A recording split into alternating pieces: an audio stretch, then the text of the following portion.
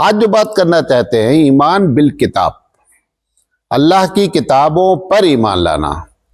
ایک تو ہوتا ہے کتاب، ایک کتابوں۔ اللہ نے جتنی بھی کتابیں نازل کی ہیں سب کتاب کو یہ ماننا کہ یہ اللہ کی نازل کی ہوئی، اللہ کی ریویلڈ بکس ہیں، یہ سب کو ایمان لانا ہے۔ اب اس کے بعد وہ ایمان لانا ہے جو ہمارے رسول نے قرآن کے علاوہ دوسری کتابوں کے بارے میں کہہ دیا، وہ بھی ایمانی کا جز ہے۔ کیا ہے؟ کیا کہا ہے کہ یہ کتابیں، اس میں کچھ نکال دیا گیا ہے، کچھ داخل کر دیا گیا ہے اور کچھ مکس اپ کر دیا گیا ہے، یعنی رسول کی بات، عوام کی بات اور اللہ کی بات۔ تو یہ تین طرح کی پرابلم اس کتاب میں ہے۔ اب یہ فلٹر کرنا بہت مشکل کام ہے کہ اس میں کون سی چیز کتنی نکالی گئی اور کتنا داخل کیا گیا اور مکس اپ کتنا کیا گیا، لیکن اس کے باوجود بھی ہم اس بات کو مانتے ہیں کہ یہ کتاب کس کی ہے؟ اللہ کی ہے۔ اب قرآن کریم ہمارا یہ ٹاپک نہیں، ورنہ ہم اس پر بات کرتے۔ ویسے ایک جملہ بول دیتا ہوں تاکہ بات اتنا غور سے سنیے گا تو بات سمجھا پائیں گے۔ جب رسول آتا ہے، نبی نہیں کہہ رہا ہوں، کیا کہہ رہا ہوں؟ جب رسول آتا ہے اس دنیا میں تو یہ اس بات کی دلیل ہوتی ہے کہ پہلی کتاب میں گڑبڑی ہو گئی۔ اگر پہلی کتاب میں گڑبڑی نہیں ہوگی تو نبی تو بھلے آ جائے، رسول نہیں آئے گا۔ وہ رسول آ کر کے یہ بتا دیتے ہیں کہ صاحب اب یہ کتاب جو سرکولر ہے یہ کینسل ہے، بیکاز آف یہ وجہ ہے جس کی وجہ سے یہ کینسل ہے، اور نیا سرکولر یہ ہے۔ ہر رسول یہی کرتا ہے، اور رسول کے تحت پھر نبی آتے ہیں اور وہ باتوں کو بتاتے ہیں۔ ہمارے رسول کے بعد کوئی رسول یا نبی اس لیے نہیں آئے گا کہ کتاب میں گڑبڑی کو روکنے کے لیے اللہ نے ذاتی طور پر کہہ دیا کہ اِنَّا نَحْنُ نَزَّلْنَا الذِّكْرَ وَإِنَّا لَهُ لَحَافِظُونَ، نازل ہم نے کیا ہے، ہم اس کے محافظ ہیں، لہذا اب رسول کوئی نہیں آئے گا۔ جب بھی رسول آئے تو پہلی بات کیا مان لینا پڑے گا کہ کتاب میں گڑبڑی ہوئی ہے۔ تو اگر رسول کوئی مانتا ہے تو یہ بات پہلے ماننا پڑے گا کہ قرآن اپنی اصلی حالت میں نہیں ہے۔ بات میری سمجھے؟ تو ہر رسول یہی بات کرتا ہے، کر کے ہمارا رسول نے بھی یہی بات کہی کہ ماں قبل کے جتنے سرکولر ہیں سب کینسل ہیں۔ اب قرآن کریم پر ایمان لانا کیا رحمت ہے، رحمت کی اس میں کیا بات ہے؟ دیکھیں، سب سے بڑی چیز ہوتی ہے کہ آپ ایک امتحان دینے چل جائیں، آپ کا امتحان ہے کل، سب لوگوں کا کل امتحان ہے، لیکن سلیبس نہیں بتائیں گے۔ آپ بتائیے آپ کے لیے مشکل ترین کام ہو گیا کہ نہیں؟ کیا پڑھیں آپ، کون سا سبجیکٹ پڑھیں، لیکن امتحان کل سب کو دینا ہے۔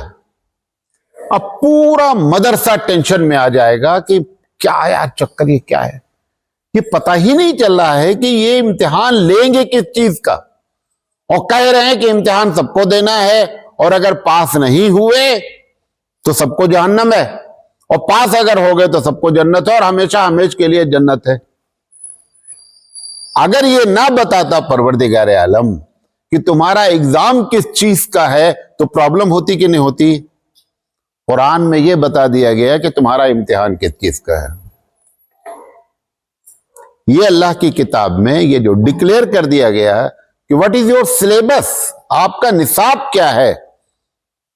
اچھا، نصاب کے ساتھ ساتھ اس کو اگر یہ بھی بتا دیا جائے کہ بھئی یہ 10 کتابیں آپ کو کوئی بھی ٹیکنیکل یا پروفیشنل کورس میں پڑھنی ہیں، اگر 10 کتاب میں یہ بتا دیا جائے کہ اس میں یہ 50 سوال ہی آنے ہیں تو آسان ہو جائے گا نا۔ تو ایک تو نصاب بتا دیا گیا، پھر نصاب کا پرچہ بھی بتا دیا کہ صاحب ایگزام میں یہ سوالات آئیں گے۔ اب اس کے بعد اگر کوئی فیل ہوتا ہے تو اپنی وجہ سے فیل ہوا کہ نہیں ہوا فیل، سلیبس کا بتا دینا، پھر اس سلیبس میں سے یہ بتا دینا کہ سوال اس کیٹیگری کے آئیں گے اور اس طریقے آئیں گے، بلکہ یہی آئیں گے۔ یہ دونوں باتیں کہاں لکھی ہوئی ہیں؟ قرآن کریم میں لکھی ہوئی ہیں۔ تو قرآن کریم اس لحاظ سے سب سے بڑی رحمت ہے کہ اس نے آپ کے امتحان کے سلیبس کو اور پرچے کو دونوں کو آؤٹ کر دیا ہے۔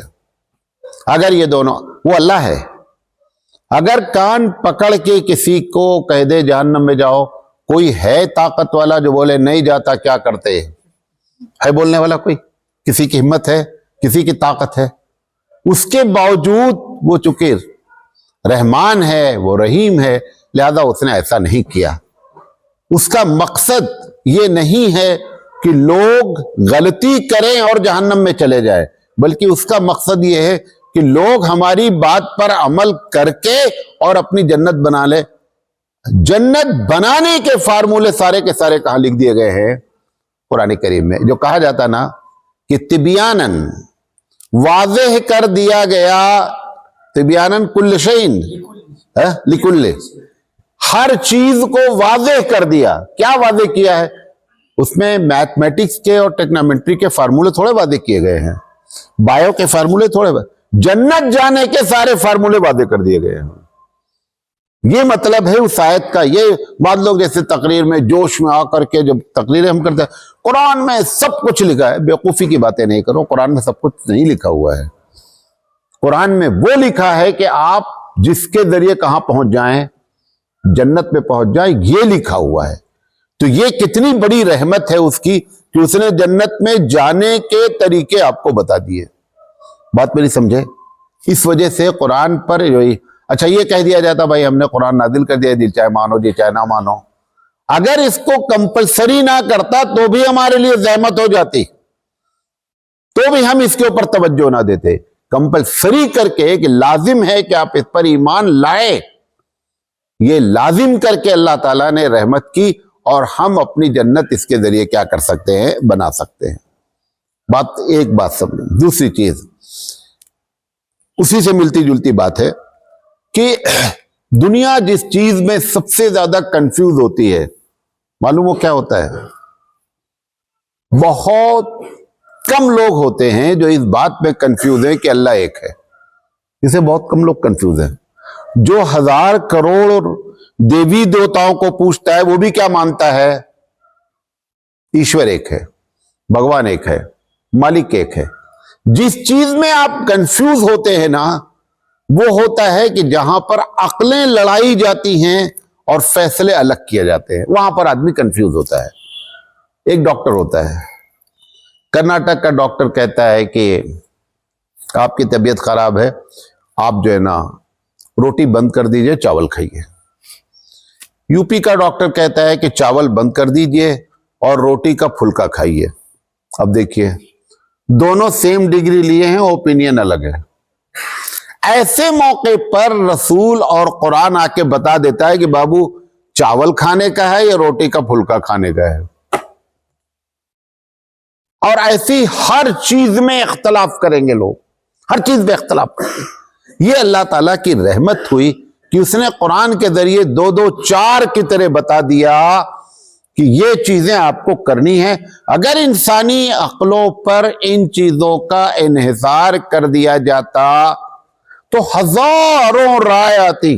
ان ہزاروں رائے کو ختم کر کے اللہ تعالیٰ نے کیا بڑی رحمت کیا، نعمت کیا کہ اللہ تعالیٰ نے بتا دیا کہ یہ جو وہ کہہ رہے تھے وہ بھی غلط ہے، وہ جو کہہ رہے تھے وہ بھی غلط ہے، صحیح یہ ہے۔ اس کی پہلے بھی غالباً آپ کو ہم نے مثال دیا ہے کہ کرناٹک میں ماموں اور بھانجی کی شادی، لنگایت قوم میں اچھا رشتہ ہے، ماموں کی شادی بھانجی سے، اسلام میں حرام ہے، اسلام میں حرام ہے۔ اب اس میں سے کون صحیح ہے کون غلط ہے؟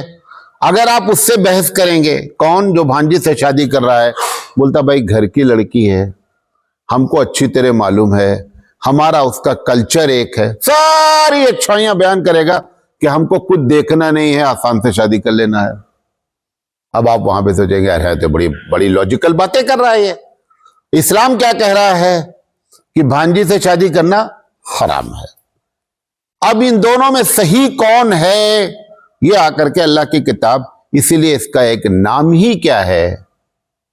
फैसल, इसका एक नाम ही क्या है? फारूक।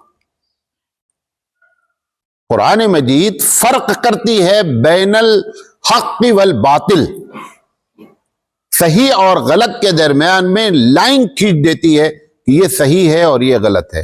तो ये एक बड़ी नेमत हुई इस लिहाज से कि जिसमें दुनिया कंफ्यूज हमको करके कहां का कहां, उसके बावजूद कंफ्यूज कर रही है। मजे की बात यह है कि जिसके हाथ में अल्लाह की किताब है वो कंफ्यूज है। हम गाड़ी से गुजरते रहते हैं तो कभी गैर मुस्लिमीन दरख्तों की पूजा करते रहते हैं, तो जो साथ में क्या मौलाना देखे इनको अकल नहीं है। हमने कहा तुमसे ज्यादा इनको अकल है। क्या क्यों? हमने कहा इनके पास ना कुरान है ना हदीस है, ये तो बेचारे भटक रहे हैं, समझ में नहीं आ रहा किसकी पूजा की जाए।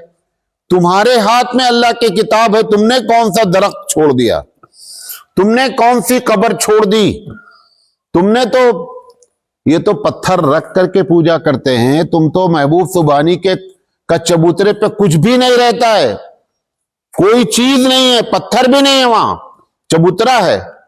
आपके कर्नाटक में कहीं कोई गांव मुसलमान का ऐसा नहीं है कि जहां आशूरा खाना ना हो, कोई गांव नहीं है, कोई गांव। नाम नहीं लेना चाहता हूं, हमारे कई दोस्त वहां रहते हैं। एक गांव ऐसा है जिसमें 16 आशूरा खाना है और 4 मस्जिद है। मस्जिद कितनी है? 4। आशूरा खाना कितना है? 16। और आपके इसी कर्नाटक में एक शहर में, बड़े शहर में, आशूरा खाना का नाम है सुन्नी आशूरा खाना।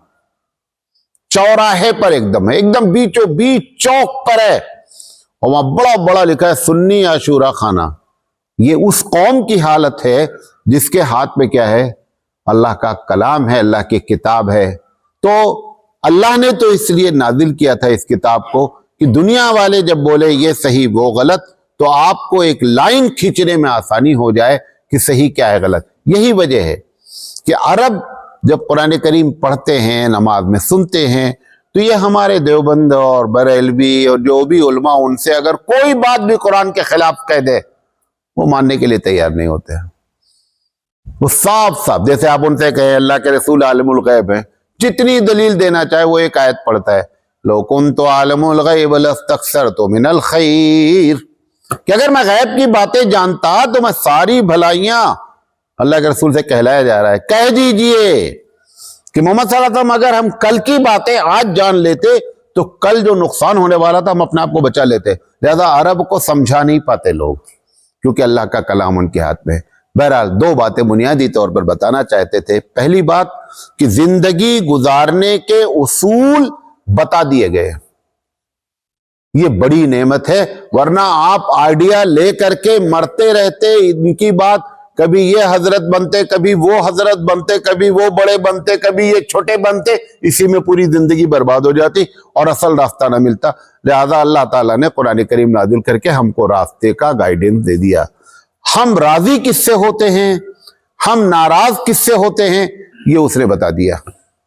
जिस चीज में दुनिया कंफ्यूज है उसको उसने क्लियर कर दिया। इस लिहाज से पूरा कुरान करीम हमारे लिए नेमत है। अब उस पर कहा गया कि इस पर आप ईमान लाइए कि ये अल्लाह का कलाम है, इसलिए इसको ईमानियात में दाखिल किया गया कि आमन्तु बिल्लाहि व मलाइकतिहि व कुतुबिहि, और उसकी तमाम किताबों पर हम क्या करते हैं? ईमान लाते हैं। इस लिहाज से अल्लाह की किताब जो है पर ईमान लाना एक रहमत है, एक नेमत है। इंशाअल्लाह जिंदगी आगे बात करेंगे। आखिर दावाना अनिल हम्दुलिल्लाहि रब्बिल आलमीन।